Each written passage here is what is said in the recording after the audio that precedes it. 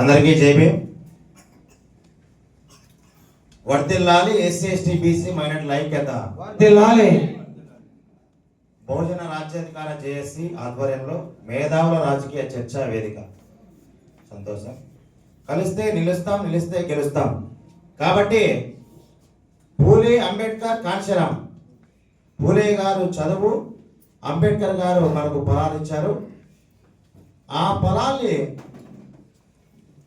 బహుజన నాయకుడు మాన్యవర్ కాంశీరాం గారు మనకు రాజకీయ భిక్ష ఆనాడే ఉత్తరప్రదేశ్లో ఒక శివంగి లేడీ మాయావతి గారిని ముఖ్యమంత్రిగా చేశాడు.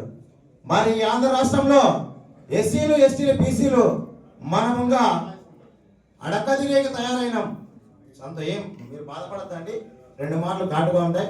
దశ చెప్తున్న మిత్రులారా, ఇక్కడకు వచ్చినటువంటి మా బీసీ సోదరులు, ఎస్సీ సోదరులు, బంజారా సోదరులు, ఎస్టీ సోదరులు, మనమంతా ఈ మేధావుల రాజకీయ చర్చ వేదికలో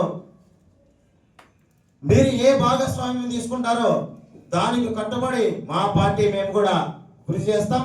కుందరం రామంజీ గారు మా ఊరే, ఆయన కుందరం రామంజీ, నేను గట్టు రామంజీ.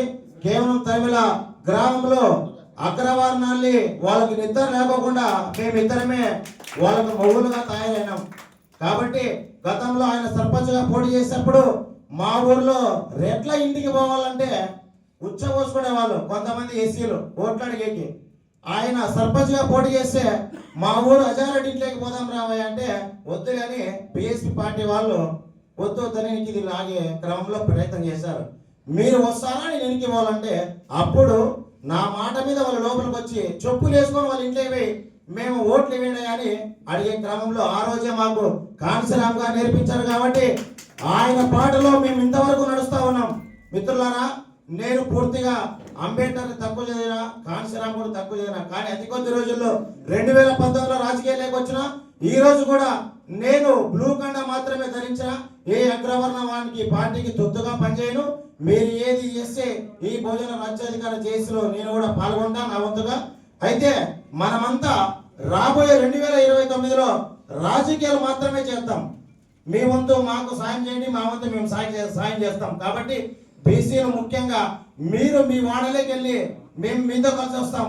కుర్మ సామాజిక వర్గం అయితే మమ్మల్ని పిలుచుకోండి, మన వాళ్ళు ఎస్సీలు వచ్చినారు, మనమంతా కలిసి ఓట్లు వేద్దామని. మా వాడలోకి మీరు వస్తే మేము కూడా మన బీసీలు మా దగ్గరకు వచ్చారు, మేము కూడా కలిసి మా వాళ్ళతో మాట్లాడి ఓట్లు వేద్దామన్నా, ఇది ఓట్లు పంచుకుందాం.